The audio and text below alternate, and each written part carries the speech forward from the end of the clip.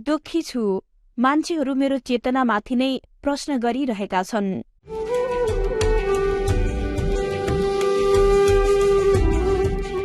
कुनै ठूलै वा भव्य उद्देश्य राखेर गीत ल्याइदैन, त्यस्तो हुँदैन पनि। म एक व्यावसायिक सर्जक हुँ, एक व्यावसायिक कलाकार। बेला बेला गीत सार्वजनिक गर्नु, दर्शक श्रोतासँग आफूलाई अपडेट राख्नु मेरो काम कर्तव्य हो। सकम्बरी गीत ल्याउनुमा मेरो कुनै पनि गलत मनसाय छैन।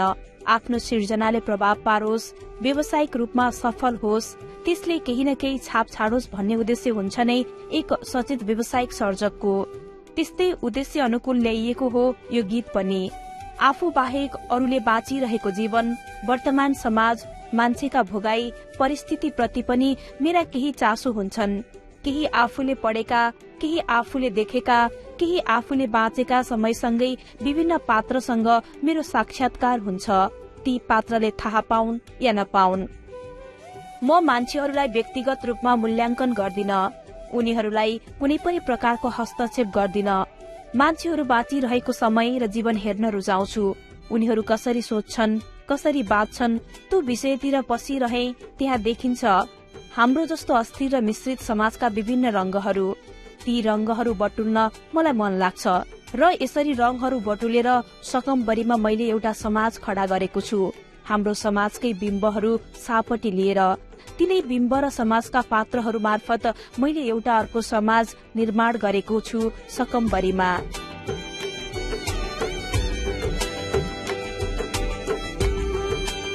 मानिसहरूले सकम्बरीलाई मेरै निजी विचार वा व्यक्तिगत भनाइ जस्तो मानेर मेरो चेतनासँग जोडेर हेरिरहेका छन्।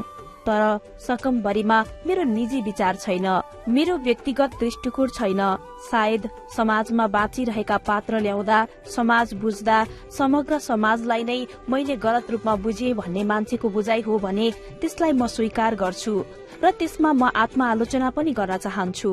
तर मैले गीतमा जुन समाजबाट पात्र उठाएर तिनलाई एकै ठाउँ जम्मा गरेर कथा भनेको छु त्यस विषयमा म प्रष्ट छु।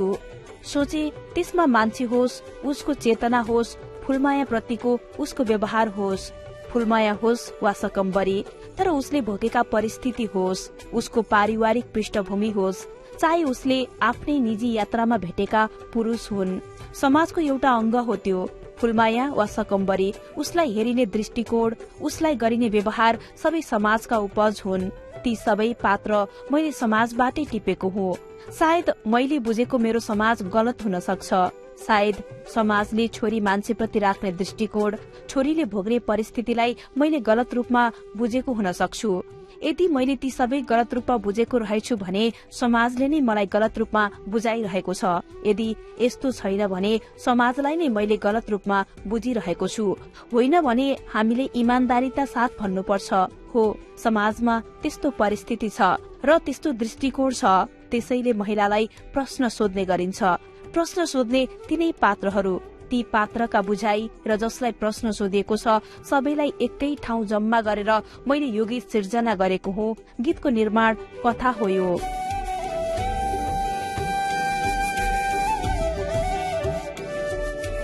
कथाको डोरो समाते धेरै वर्ष अघि पुगिन्छ। पीरसँगै रात्रिकालीन संसारमा काम गरिरहँदा त्यस्ता विभिन्न पात्रबारे मैले नोट गरेको थिएँ र यो गीत एक पात्रको कथा हो जसले धेरैलाई प्रतिनिधित्व गर्न पनि सक्ला वा नसक्ला। यदि यो गीतले 1% मात्रै पनि प्रतिनिधित्व गर्छ भने त्यो उनीहरूकै कथा हो। कला बुझ्नेहरूले बुझ्नु भएकै छ, कथा बुझ्नेहरूले बुझ्नु भएकै छ। तर केही मानिसले जबरजस्ती यस गीतलाई मेरो चेतनासँग वा मुद्दासँग जोड्नु भएको छ। असलमा मलाई दुःख लागेको विषय के भने मान्छेहरूले मेरो चेतनामाथि नै प्रश्न गरिरहेका छन्। मेरो दृष्टिकोणमाथि, मेरो पितृसत्तात्मक सोचमाथि नै प्रश्न गरिरहेका छन्। सायद म पनि यही समाजको उपज हुँ, म यही समाजको उत्पादन हुँ। यही समाजमा मेरो चेतना निर्माण भएको हुनाले म आफैलाई खत्रै हुँ, क्रान्तिकारी हुँ, एकदमै फरक हुँ भन्न सक्दिन। कहीं न कहीं मेरो दृष्टिकोण एकपक्षी हुन सक्छ। मेरो दृष्टिकोण पितृसत्तात्मक हुन सक्छ। यसमा म अछुतो छु भन्दिन। गीतमा जति प्रस्तुतिकरण छ, जति दृष्टिकोण छन्, जति प्रश्न महिलाको चरित्रमा उठाइएको छ, त्यो सबै समाजको शैली हो, समाजको दृष्टिकोण हो। हामीले कहीं न कहीं त्यो दृष्टिकोण मस्तिष्कमा राखेकै छौं, देखेकै छौं, भोगेकै छौं। यिनै विषयलाई एउटा ऐना जसरी देखाएको मात्रै हुँ मैले, र यसमा मेरो आफ्नै व्यक्तिगत धारणा छैन। यो इगो हर्ट होइन। इगोमा यस्ता राम्रा सिर्जना बन्दैनन्। धेरैले म माथि पैसाका लागि गीतमा भावना र यौन बेचिरहेको भन्ने खालको एकदमै तल्लो स्तरको प्रतिक्रिया दिइरहेका छन्। कतिले व्यक्तिगत रूपमै आक्षेप लगाएर राम्रै लेखहरू लेखिरहेका छन्। पैसाकै लागि मैले यो काम गरिरहेको भन्ने विषयबाटै कुरा गरौं। नेपालबाट युट्युबमा हेरिएको कन्टेन्टको पैसै आउँदैन। खासमा नेपालबाट चलाइएका युट्युबको औसत आमदानी नै छैन। यदि युट्युब कन्टेन्टको मनज्ञ आमदानी हुन्थ्यो भने कि त थुप्रै मान्छेले युट्युबमा लगानी गर्थे र अझै राम्रा कन्टेन्ट आउँथे।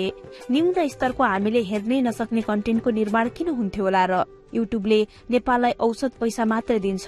यस्तो हुँदा पनि नेपालमा युट्युब व्यवसाय फस्टाएकै छ, तर पनि हेर्नै नसक्ने कन्टेन्ट बनिरहेकै छन् र युट्युबबाट कस्ता पात्र स्थापित भए तपाईहरूले देखिरहनु भएकै छ। अझै आमदानी हुन्थ्यो भने सोच्नुहोस् त कस्ता कस्ता कन्टेन्ट निर्माण हुन्थ्यो होलान्। युट्युबको खेती राम्रो होइन है भन्ने बोध भएरै अहिले धेरैले छाडिसके। नेपालमा धेरै बेरोजगारी, आर्थिक अभाव भएरै वैकल्पिक आय स्रोतका रूपमा युट्युबमा कन्टेन्ट निर्माण भइरहेको देखिन्छ। मैले युट्युब प्लेटफर्ममा मात्रै हो गीत राख्ने। अहिले करिब 2 करोड़ भ्यूज हुँदै गरेको मेरो 15 मिनटको गीत सकम्बरीको कमाई 15 लाख पनि छैन, जबकि यो गीत निर्माण हुनै 18-20 लाख रुपियाँ खर्च भएको छ। त्यसैले मैले पैसाकै लागि यो गीत बनाए भन्ने मान्छेहरूको तर्क म प्रतिको व्यक्तिगत आरोप हो र ईर्ष्या हो। मेरो आमदानी देश विदेशका कार्यक्रम र म्युजिक भिडियो नै हुन्। म जति धेरै आरोप र वाद विवादमा फस्छु र मेरो चर्चा बराबर विवाद हुन्छ, त्यसले त कसरी रमाइलो हुन्छ र? कसरी मजा आउँछ र? अघिल्लो पटक पीरको विवादले मैले 2-3 वटा राम्रा ब्रान्डसँग एम्बासडर भएर काम गर्ने सम्झौता तोड्नु पर्यो। यदि म दर्शकबीच साँच्चै विवादमा पर्ने हो, सस्तो लोकप्रियता र चर्चामा दौडने हो भने मैले कार्यक्रम नै पाउँदिन, अडियन्ससम्म पुग्नै सक्दिन। त्यसपछि कसरी मेरो कमाई हुन्छ? त्यसैले मैले अडियन्समा राम्रो छाप छोड्नै पर्छ। आफ्नो नामको ब्रान्ड जोगाउनु पर्छ, राम्रो भ्यालु छोड्नु पर्छ, यो क्षेत्रलाई सफा बनाउनु पर्छ भन्नेमा म व्यक्तिगत र व्यावसायिक हिसाबले पनि सधैँ सचेत रहन्छु। सस्तो लोकप्रियताका लागि वा विवादमै आउनुपर्छ भनेर यो काम गरेकै होइन। यो कुरो भनिरहनु पर्ने थिएन, तर मान्छेहरूले व्यक्तिगत तवरमै ओर्लेर म माथि अनेक आरोप लगाइरहेका छन्। सकम्बरी गीत निर्माणमा लगाउने जोडबल वा त्यो समयलाई मैले देश विदेशका कार्यक्रम र अरूका म्युजिक भिडियोका लागि दिने हो भने म मनग्गे पैसा कमाउँछु।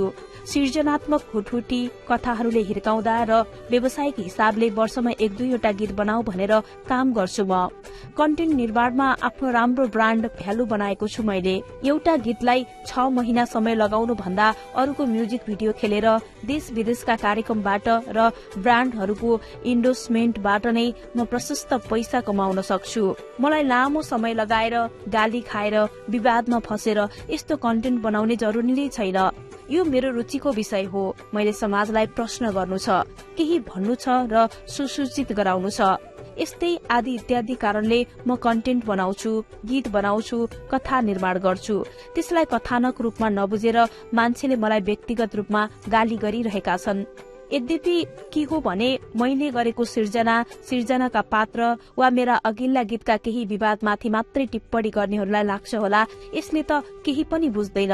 म सिर्जना गर्ने, त्यति धेरै पात्र र चरित्र निर्माण गर्ने, तिनको साइकोलोजी हालिदिने, उनीहरूको परिस्थिति, संवाद, संगीत भर्ने मान्छे हुँ। म माथि लेखिएका आलेखहरूमा कसले सिर्जनामाथि समीक्षा गरिरहेको छ, कसले व्यक्तिगत प्रहार गरिरहेको छ, कसले ईर्ष्याले लेखिरहेको छ वा साँच्चीकै विषयवस्तु बुझेर लेखिरहेको छ, उसले समाजलाई सुसूचित गर्न लेखिरहेको छ वा म प्रतिको नकारात्मक भाव प्रकट गर्न लेखिरहेको छ, त्यति कुरा म के बुझ्दिन होला र?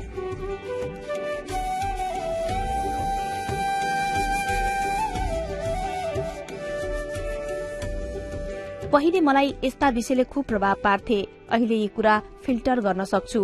हामी क्लासिक उपन्यासका पात्र र चरित्रमाथि पनि समीक्षा गर्ने गर्छौं।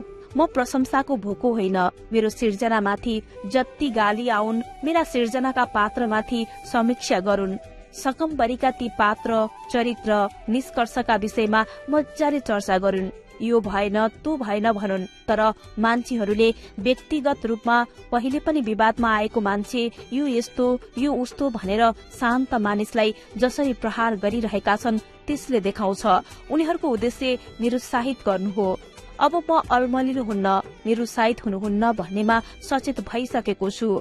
म अरूको विचारलाई सम्मान गर्छु, तर व्यक्तिगत तवरमा उत्रेर मलाई नकारात्मक प्रहार गर्न थाल्नुभयो, निरुत्साहित गर्न थाल्नुभयो भने त्यसले तपाईलाई, मलाई, हाम्रो समाजलाई एक खाले घाटा पुर्याउँछ।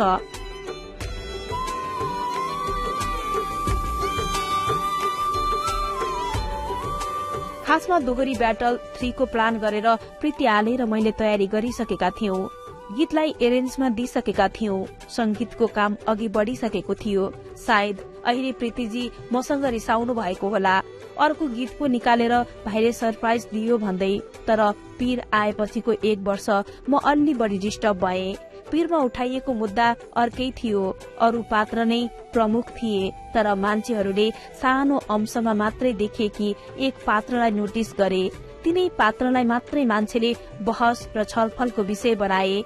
पीरका अरू सबै पात्र ओझेल परे र एकै पात्र मात्रै मान्छेहरूको मस्तिष्कमा बस्यो, यौन कर्ममा लागेकी पात्र। राम्रो तरिकाले बुझियोस् या नराम्रो, तर मान्छेहरूले त्यही एक पात्रलाई एकदमै धेरै फोकस गरे। गीतको त्यो दृश्यलाई मैले हटाउनु पर्यो, त्यसका थुप्रै कारण छन्।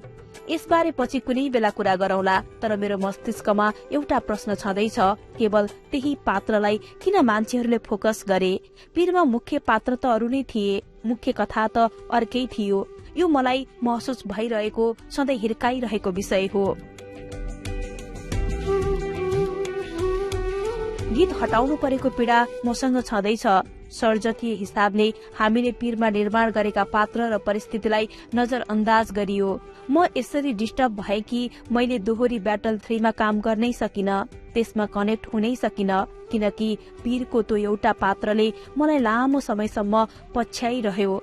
मेरो अचेतन दिमागमा पहिलेदेखि बसिरहेको फुलमाया र सकम्बरीका कथा पीरको भिडियोबाट हटेकी त्यही पात्रसँग कहीं न कहीं कनेक्ट भएर आयो। यसरी 1 वर्षसम्म अरू कुनै पनि सिर्जना र कथा मैले मस्तिष्कमा राख्नै सकिन। खासमा मेरो काम गर्ने शैली केही फरक छ। म आजको भोलि नै गीत तयार गर्न सक्दिन। मेरो मस्तिष्कमा एउटा कथा बस्छ, विषयवस्तु बस्छ र त्यही विषयवस्तु अनुसार शब्द, लय र सीन टिप्दै अघि बढ्छु। 5-6 महिना वा 1 वर्षको अवधिमा बल्ल एउटा गीत निस्कन्छ। अलि बढी नै विवादित बनेको पीरको बढी फोकस गरिएको त्यो पात्रको कथा कहीं न कहीं मेरो दिमागमा कनेक्ट हुँदै आएर म सकम्बरीको कथाबाट बाहिर जानै सकिन र अहिले यो गीत आयो।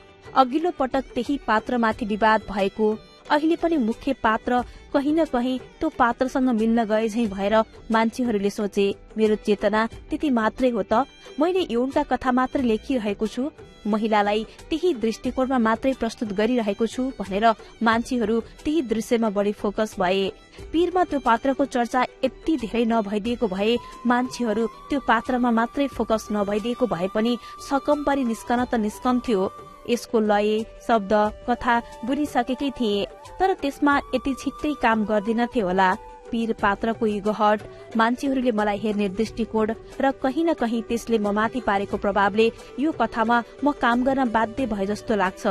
पीरको त्यो पात्र बढी चर्चित हुनु र अहिले सकम्बरीको मुख्य पात्र नै त्यो पात्रसँग मिल्दो जुल्दो हुनुले मानिसहरूले मेरो चेतनामाथि निरन्तर प्रहार गरे झै लाग्छ।